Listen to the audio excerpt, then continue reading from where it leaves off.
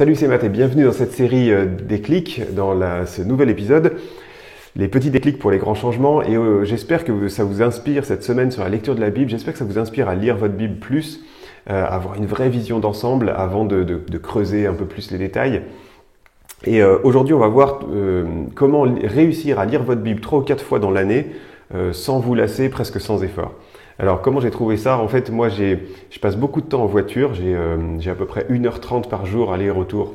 En tout, 1h30 à passer dans ma voiture.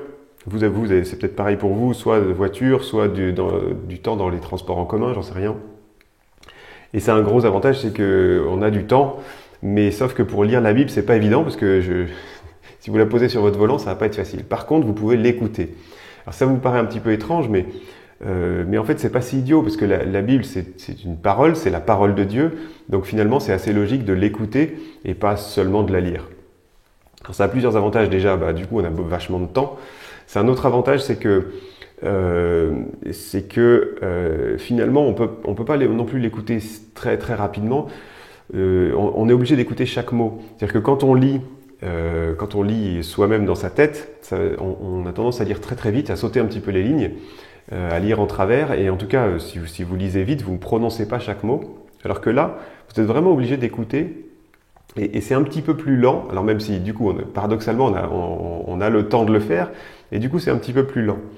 Et c'est intéressant parce que, comme c'est un petit peu plus lent, vous avez aussi un petit peu plus le temps d'y réfléchir, et ça, c'est plutôt un bon point. Alors, comment on fait pour pour écouter sa Bible en MP3? Donc, vous pouvez tout simplement télécharger sur Internet, vous tapez Bible MP3, vous allez en trouver plein. Vous avez aussi sur bible.com, j'en ai parlé déjà dans une autre vidéo, bible.com, ça se trouve un peu partout. Et vous avez des applications qui vous donnent ça. Et vous avez plein de versions de la Bible, donc il y en a certaines qui sont avec audio, donc vous pouvez télécharger les audios un petit peu à l'avance. Moi, mon truc préféré, c'est d'utiliser, en fait j'utilise ça, donc cette bible.com en application, plus j'utilise tout simplement Siri, la fonction, enfin c'est même pas Siri, c'est la fonction VoiceOver qu'il y a sur les iPhones, qui vous permet en fait de lire n'importe quel texte, tout ce qui est affiché à l'écran. Donc que ça soit bible.com ou que ça soit une Bible que je peux trouver sous forme de PDF, du coup je peux déclencher la lecture. Le VoiceOver, c'est ce qui est utilisé pour les aveugles, pour qu'ils puissent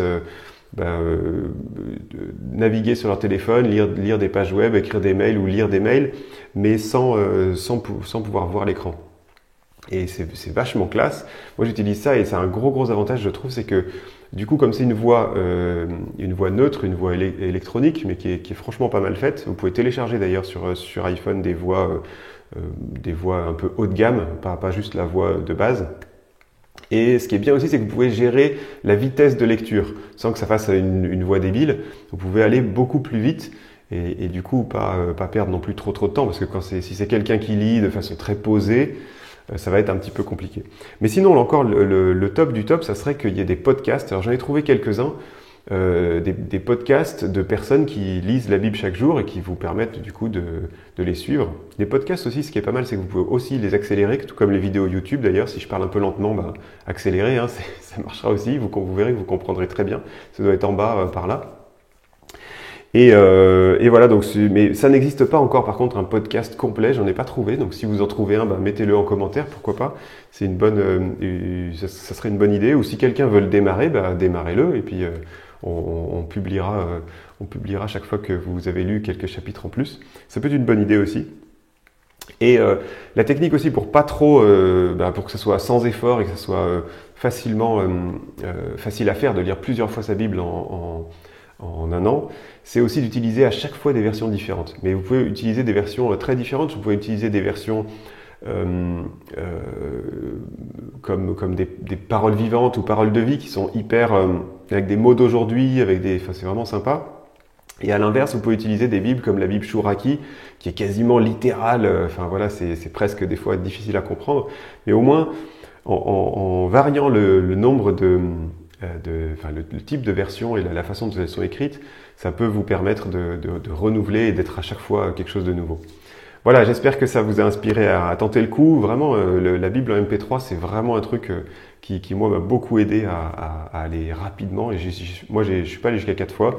Je suis allé jusqu'à 3 fois, mais franchement, après, c'est plus une question. On pourrait tellement s'imprégner comme ça de la parole. Et ce qui est bien aussi, j'ai oublié un point. Ce qui est bien, c'est que le fait de l'entendre, moi, je me suis rendu compte que je retenais beaucoup mieux. Ça ne veut pas dire que j'avais des parties par cœur, mais le fait d'avoir entendu les versets, il me revenait beaucoup plus facilement pour les partager ensuite à d'autres.